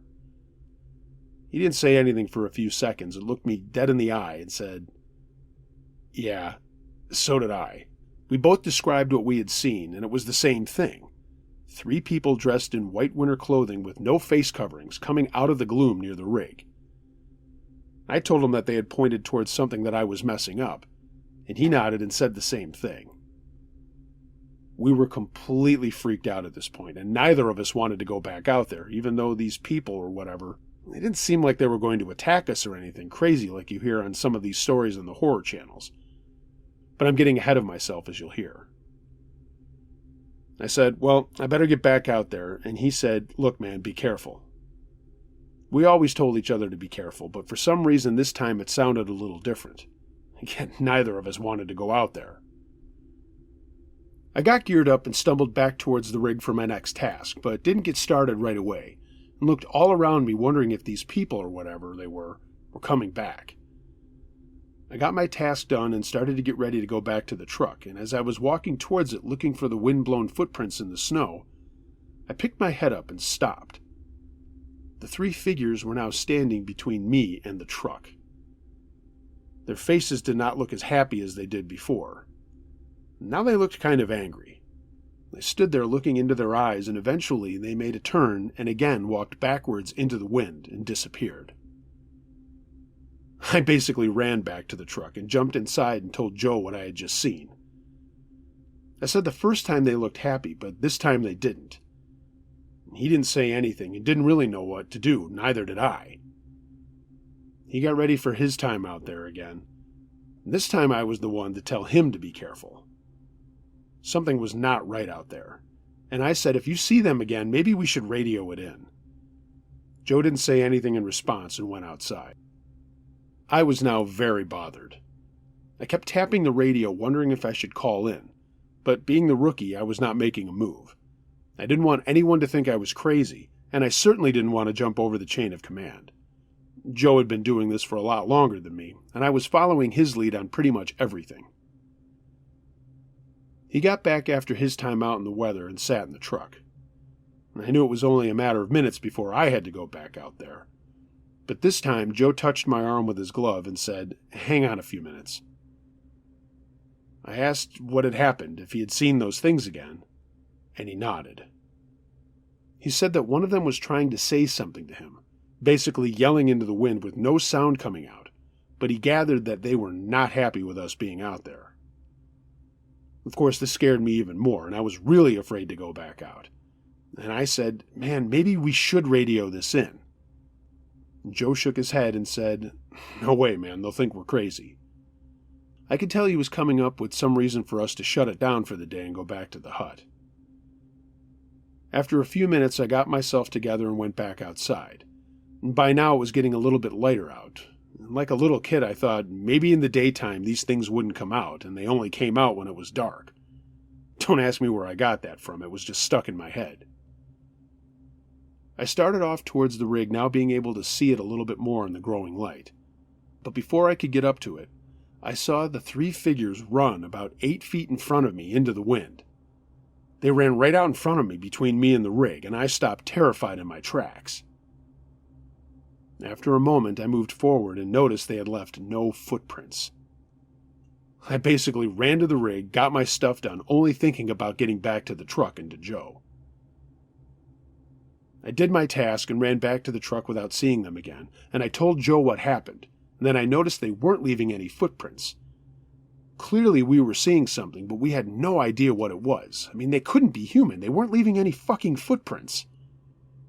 Joe again sat quietly and then got his stuff on to go back outside and said he was thinking about something, and after he finished we would talk about what was going on and what we should do.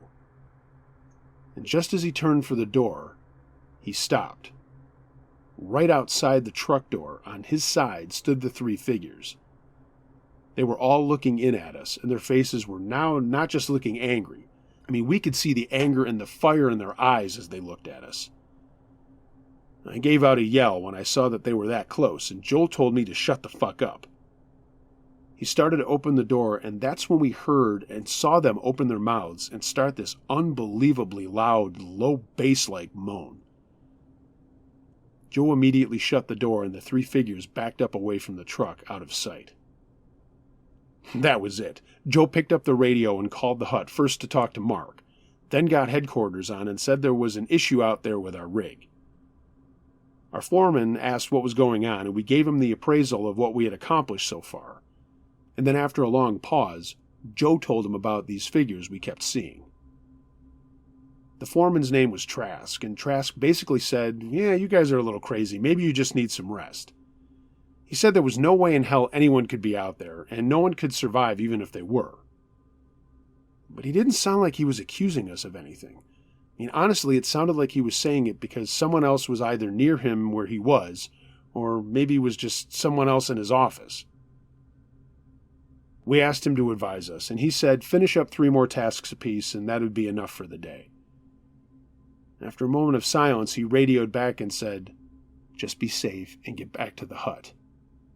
We could barely hear him say that. So we did as we were told, and in those 6 tasks, we only saw the figures twice again. Both times they were near the truck.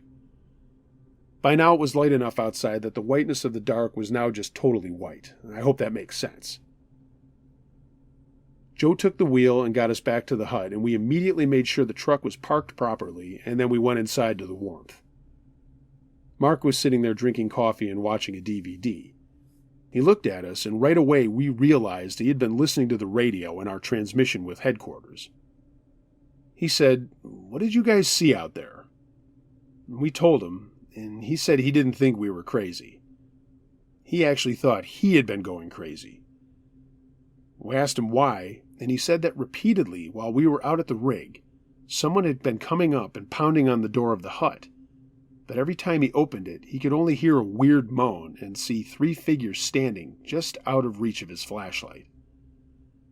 He didn't say anything with as much detail as we could with what we saw, but he said it was definitely 3 human figures. As a matter of fact, he said it looked like that scene from Star Trek II when the guys land on that planet that has the sandstorm going on. Just these shapes that came out of nowhere.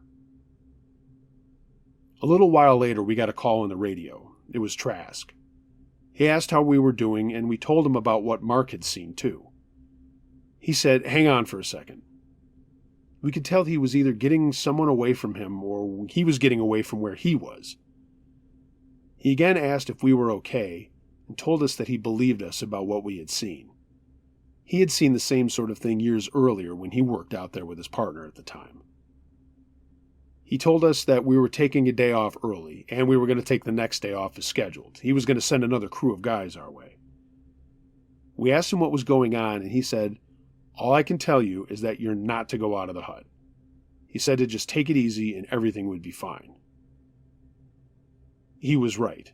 We took the rest of that day and the next day off, and all just tried to relax, catch up on sleep, and take care of the things we had to take care of around the hut. The storm that we'd been experiencing had calmed down, and on that next day we could hear footsteps coming towards the hut. For some reason we never heard the truck, but it was 3 of our buddies coming out as Trask had said. Trask was with them, and after he sent the 3 guys to go out and look at the rig and make sure everything was okay after a day of not being attended to, he looked at us and said, "Don't tell anyone else about what you guys saw." He wasn't kidding. He then said, "I know because as I mentioned I saw them, but what I'm about to tell you doesn't go any farther than this."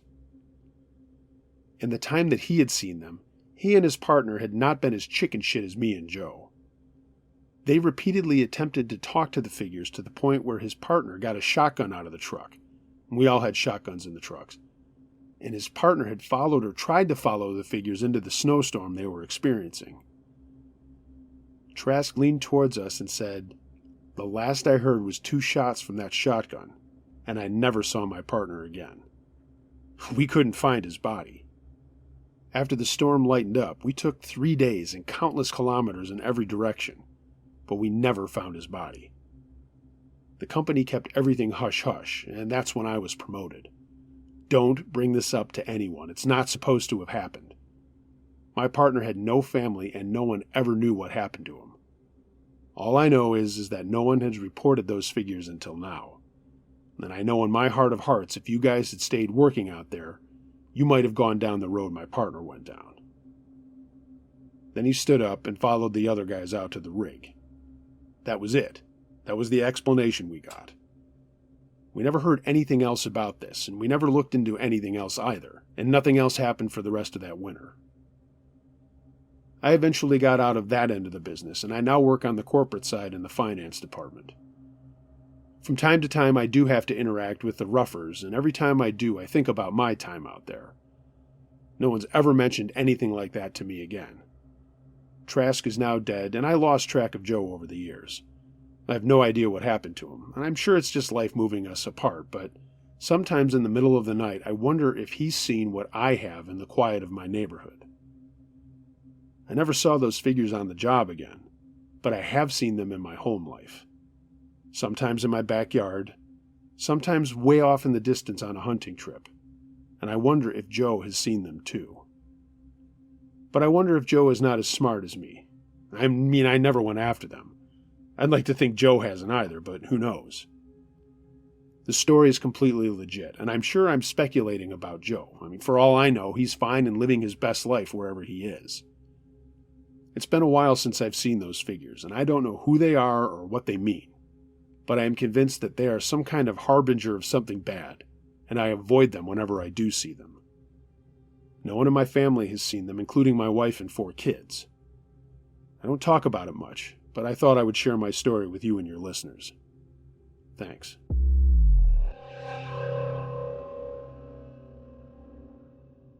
Something in the Sky, submitted by CB. My family and I were traveling back to the East Coast from the Rockies a few years ago. I wasn't the only person to see what we saw. It was myself, my wife, her sister, and all of us were 20-something adults, and my kids, aged 2 and 9, were there at the time. The route we opted to take home was the northern route through Peoria, Illinois. It was dark as we came into Peoria, probably around 9 p.m., the same week as the 4th of July. I think it was 2016. We were behind the times in using an older model Garmin GPS unit rather than the now more common smartphone. As we were coming across a bridge over a river, I saw this arrangement of orangish, white lights in a triangular formation. I know it was an odd number of lights as there was a point in the front and equally spaced lights following behind the point, forming the shape of a chevron. It was either 5 or 7, I don't recall now. The lights were fairly large and easily visible, but didn't seem to create any ambient light. As we were driving eastward, this object entered my sight high on my left from the north headed south, and then to my upper right. At about the time it was mid-windshield in our sights, the lights turned point side down as if it were a plane, and the tail end went over the front. We all thought for certain it was a plane about to crash, and we braced for the impact off to our right. But nothing ever happened, and our GPS unit went haywire. We got our phones out to try and take pictures, but even they were cut off. I restarted my phone much too late to use it, but it was still functional. The GPS, though, was toasted. It would still light up and show the little icon, but it wasn't on any roads on the map. It appeared that we were just driving through open fields on the GPS, from there all the way home. Online, I've seen similar images of what we saw out there, but I don't know. We never did figure out what it was.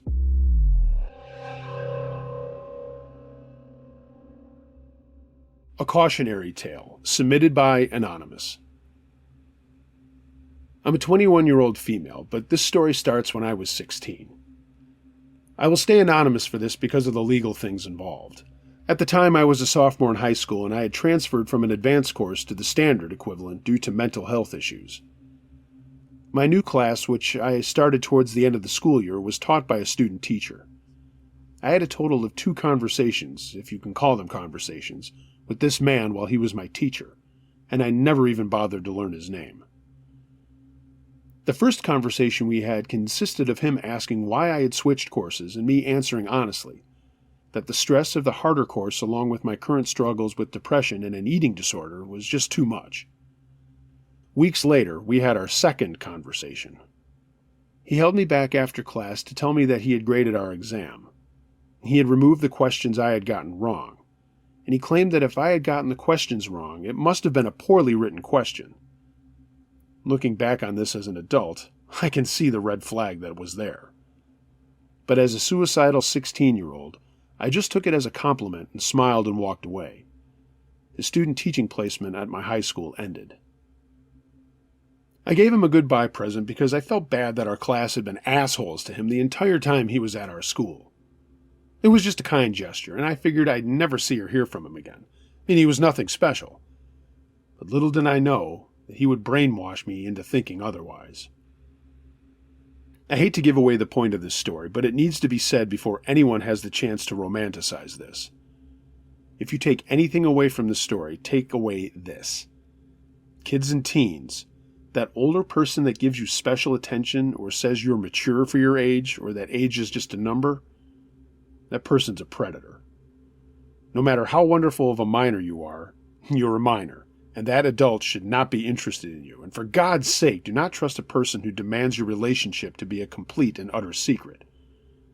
Anyway, I digress.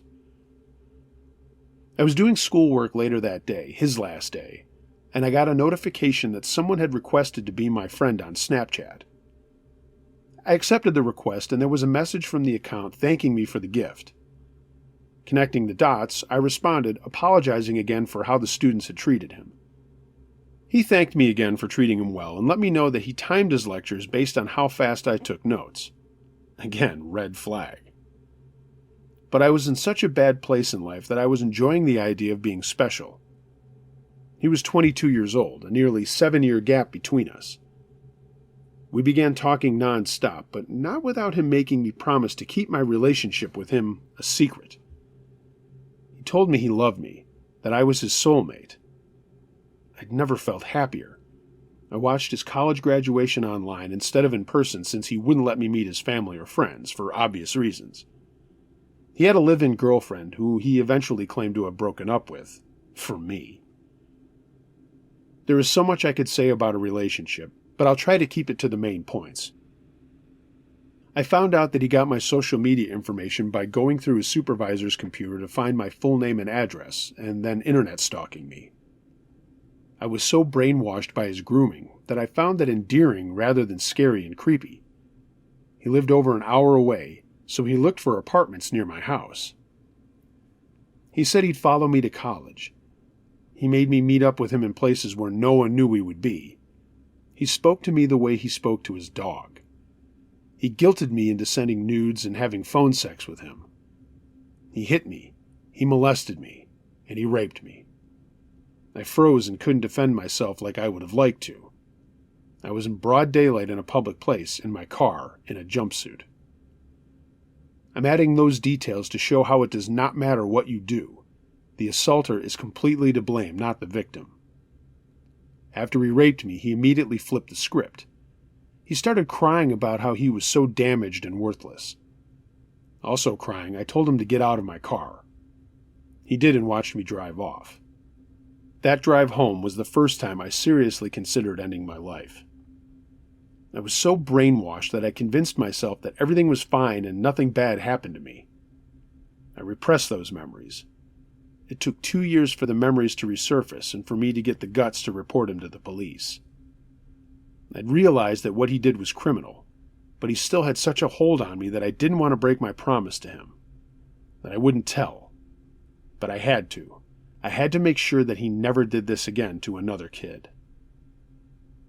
The police investigation didn't start for another 2 years, and this was due to how many sex crimes against children there were already backed up in my district, which is horrifying on its own.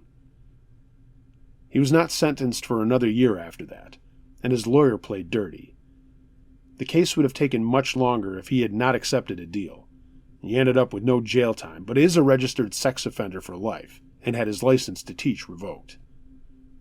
There's also a restraining order in place ordering him to stay away from me and have no contact with me or my family. Grooming is a scary thing that you don't even realize is happening. I still fight my guilt for getting him arrested, but with therapy, I've gotten much better and will continue to work on it. Everybody, please be vigilant. Keep an eye on your friends and children.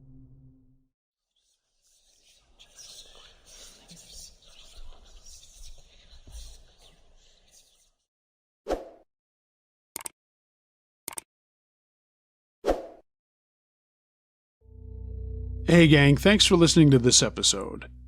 If you have a true scary story of any nature that you'd like me to narrate, I would love to hear from you. Email Uncle Josh truescarystories@gmail.com. I read them all. Just reminding everybody, we're getting closer to this year's Halloween extravaganza. I've got a couple of stories in the kitty, but would love to have more from you. Again, submit your stories to my email, unclejoshtruescarystories@gmail.com. I've repeated it twice. I think we're done with that. If you're not following me on social media, please do. Links to that are in the description. And if you're following this on YouTube and you like what you heard, why not give the video a thumbs up? If you're not a subscriber, why not become one? Tell a friend. I'd appreciate all of that. It really helps out the algorithms. Everyone, be excellent to each other. Until next time, be wary of things that go bump in the night. It could be anything. A ghost, a monster, or the guy next door.